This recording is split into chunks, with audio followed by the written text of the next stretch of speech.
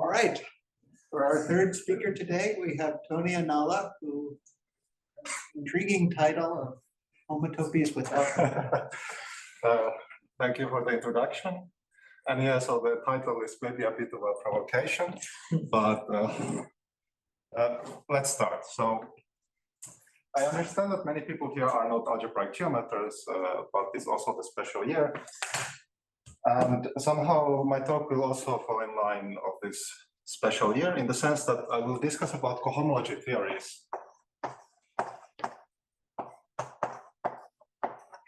in algebraic geometry.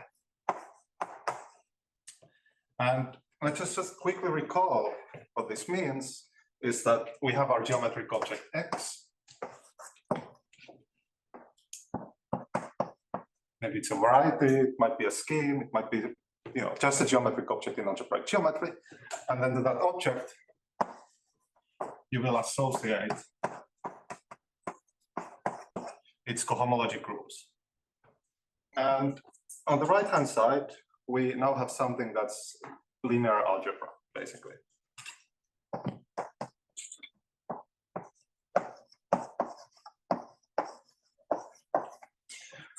So in some sense, cohomology theories are ways to turn geometry into linear algebra. And also whenever you compare to geometric object, you get a linear map. You basically get a matrix. Okay, that makes sense. And I think one of the sort of original motivations that maybe I don't think anyone has discussed thus far was the proof of the Weyl conjectures. And there, people really wanted to understand how the number of solutions to a polynomial equation system behaves for finite fields. So you only have finite many solutions when you increase the size of the field.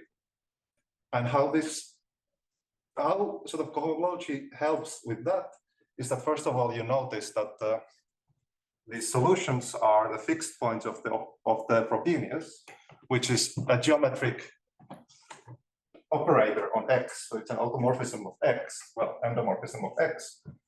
And then the solutions for the solutions in finite field correspond to the solutions in the algebraic closure, which is an infinite field, that are fixed under this Frobenius operator. But this latter number you can compute by applying something like the Lefschetz fixed point formula. So in the end, you will end up computing this number as an alternating sum of some traces here. And this is just a very amazing sort of thing that you can do with cohomology theories in algebraic geometry. And of course, like in order to apply this formula, you need to have a theory of like cohomology theory that works in settings that are seemingly discrete, like geometry in positive characteristic. And well, then first people started to try to find such a cohomology theory, but then they made the following observation that probably many of you already made while listening to these talks. Namely, there's not only one cohomology theory, but there's actually plenty of them. So let me list some of them that we have seen. Because it's a special year, the p-adic special year, we have heard about all these p-adic cohomology theories. So we have the RAM, maybe that's not p-adic yet, but certainly you have crystalline cohomology. And you also have something called the prismatic cohomology. Okay, so these are three examples of cohomology theories. And to be honest, like they sound like for drugs, right? No, that's right. But anyway, these are the cohomology theories that at least Nitya and Shasha were talking about, and plenty of others. But then there was another cohomology theory that appeared in Schiwens and Artmann's and Allen's talk, at least, which is algebraic K theory. Okay, this is another cohomology theory. And I'll just add one more in this list. Well, okay, a couple more, but one more to this stage, which is algebraic cobordism. So this is some cohomology theory that looks like the cohomology theories in algebraic topology. And to end, maybe I should have really started with this. You have the L-adic cohomology theory, which plays a very important role in the story that I explained before. And then you also have something called the motivic cohomology, which also I think appeared in Arpon Stop. And now we have 7 cohomology theories on the board, or maybe 6. Oh, yeah, 7. And a question, I mean, you cannot count, right? and a question is like, okay, it's a bit messy. Like you have all these different cohomology theories that form a zoo. Is there a way to somehow construct a universal cohomology theory? Or if you view cohomology theories as turning geometric objects into linear algebra, is there a universal way to linearize these objects? And the first sort of suggested framework to do this is Grothendieck's framework for motives. And I'm just going to tell some sort of stories. I might give some historical inaccuracies and maybe sweep something under the rug. But anyway, this is something that is universal enough to at least recover this sort of motivic cohomology and Eladic et al. Cohomology and things like this. And it was not only used first as a sort of an organizing principle for all the different cohomology theories, but also it was suggested as like a potential strategy for like proving the hardest part of the well conjectures by proving so-called standard conjectures. But the standard conjectures are very difficult, it seems. They're still open, and I think the link proved the hardest part of the well conjectures using another way. Okay. But after some time passed, people realized that this sort of suggested framework for motives is not really somehow the ultimate framework for cohomology theories in algebraic geometry. And in particular, like early or late 90s, early 2000s, Fabien Morel, who is here, and Vladimir Voevodsky constructed A1 homotopy theory. Let me denote it by SH, because it's going to be like the staple variant. And this is something that captures things that are not quite analogs of the singular cohomology, but are something like K-theory or algebraic cobordism. And this was used by Voevodsky and other people in the Rust to prove this sort of block-Kato and Milnor conjecture on quadratic forms. And one way to understand the relationship between these two things is you can sort of think that you obtain motives from A1 homotopy theory when you consider objects that are linear over the motivic cohomology as an object, like as a ring object in A1 homotopy theory. But so one of the fundamental assumptions for A1 homotopy theory, or the observation you start when you start building this theory, is that A1 is contractible, meaning that the cohomology of A1 should be the same as the cohomology of the point. But I think in Mitya's talk yesterday, we did see that the de Rham cohomology of A1 is very complicated. And this is why my co-authors and I are trying to consider what I call homotopy theory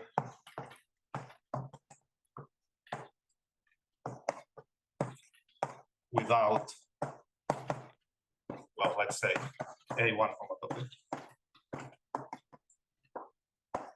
So this is a variant of motivic homotopy theory where A1 is not assumed to be contractible.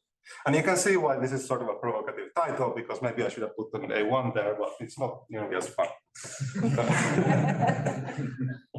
In any case, the relationship between this theory, which I will call MS, coming from motivic spectra, and this SH, A1 homotopy theory, is that you obtain this one from the left side by forcing A1 to be contractible. And somehow the rough idea of the construction of this MS, A1 homotopy theory starts with the assumption that A1 is contractible, and this is what we want to avoid. So instead of that, we only ask the cohomology of projective spaces to behave as expected, roughly speaking. And this is surprisingly enough for us to get some sort of geometric results. Okay, so I've explained some sort of, well, I haven't explained anything. I've said a lot of things about this weird category where you don't even have A1 homotopies. Okay, that's all nice. You can get, oh, sorry. I guess the point was that you can get these things out of there. And another remark I should say here you have dashed arrows and here you have solid arrows. And this is for the reason that actually, if you're working over things with singularities, then even to get K-theory and MGL, they don't really live here, but they should live here. Because actually algebraic K-theory also is not going to be A1 invariant for singular schemes. Anyway, okay, we have a category, we can get things out of it, but can we actually prove anything about it? And we can prove some things. Let me try to explain. And the first result is from a recent paper by Marco Jua and me and Jonna Ilvesen. And this is like the analog of the contractibility of infinite dimensional sphere in topology. And how does this analog look like? Well, you have A infinity, infinite dimensional affine space, minus the origin. You can include it in the infinite dimensional affine space. And the claim is that this is an equivalence in our motivic spectrum category. And you can see that if A1 is contractible, then actually so is going to be A infinity. So actually, if A1 was contractible, then this sort of infinite dimensional sphere would be contractible as well. And okay, cool, but why would anyone care? Well, this is actually an important ingredient in proving that Grassmannians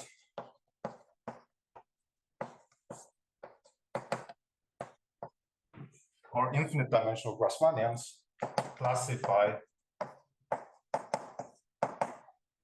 vector bundles.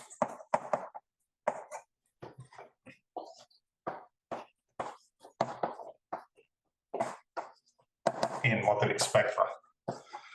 So there's a statement in topology that on a nice enough topological space, the homotopy classes of maps to an infinite Grassmannian are in one-to-one correspondence with vector bundles on the thing. And the analogous statement is true in our motivic spectrum category. And why is this then useful? Well, you can use this, or this is actually an important ingredient, or maybe slightly weaker version of this, of another theorem, which sort of shows that we can, oh, sorry, this is actually just me and Riomai. Okay, that looks bad, but luckily it's recorded. But this came before that result, so I'm lying a little bit in the order of things, but this sort of explains the role, or gives, or clarifies the role of algebraic K-theory in the world of all cohomology theories in algebraic geometry. And namely, the statement is, we have this sort of motivic analog of the sphere spectrum in our category. And then we can take the free module of infinite dimensional projective space. So this is like infinite Grassmannian, one of the examples. So this classifies line bundles. And what is this thing? It's like a free module. So in order to map out of this to another cohomology theory, you actually need just to pick a class in the cohomology of infinity, and then you get a map. And okay, so this is very easy to map out.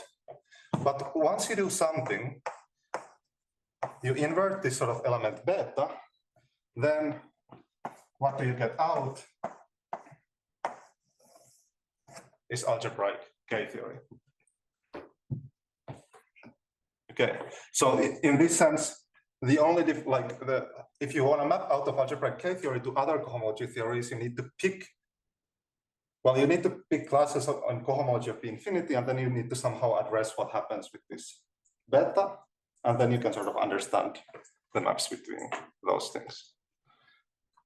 I think I am out of time, so I will end here.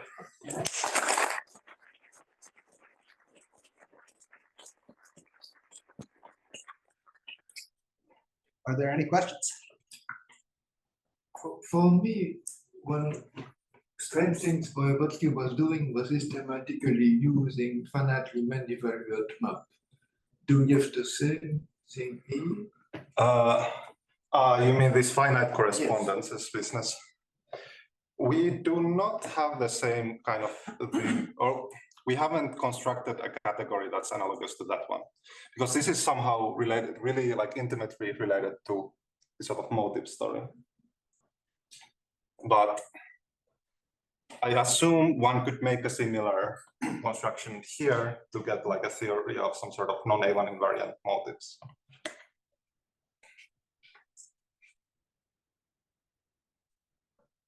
Yes. Here, when you say you classify vector bundles, do you mean over any scheme or just affine? Because over kind of possible in the A1. Well, first of all, I mean you can classifying vector bundles is like classifying vector bundles. So I'm sweeping something under the rug.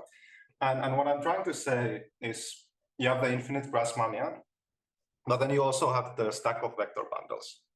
And you have a map between them, which becomes an equivalence in this motivic spectrum category. And this is one of the ingredients you will need in that.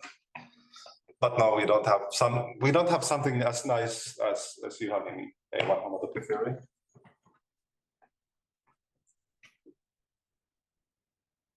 Yep. This is very easy, but is there an analog of this construction in topology where you start with a category of topological spaces and instead of inverting all homotopy equivalences, you simplify it? You mean instead of enforcing homotopy invariance, you do something what we do? Yeah, we just binary this, so it will sit between all spaces and homotopy types. So I think, or what I heard is that, okay, well, you can of course consider this kind of thing. What you want to do is you want to somehow tensor invert maybe the Riemann sphere, or maybe the projective line in like real projective line. And I think if you somehow tensor invert the circle, then you can show that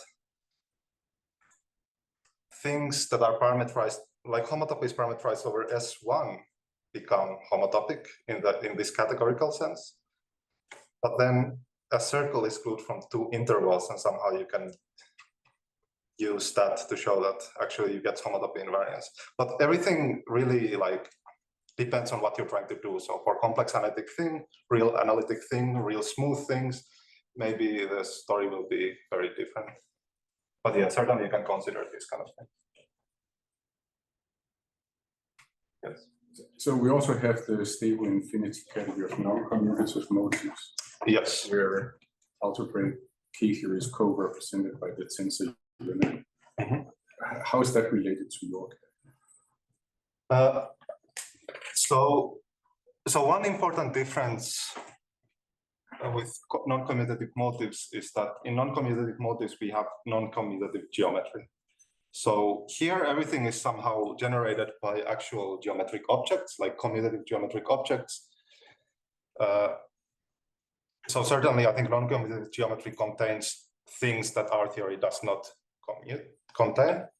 But I would imagine that there is a comparison map from this world to the non-commutative motives world that will associate the motive or the motivic suspension spectrum of some variety, then it's non-commutative motive.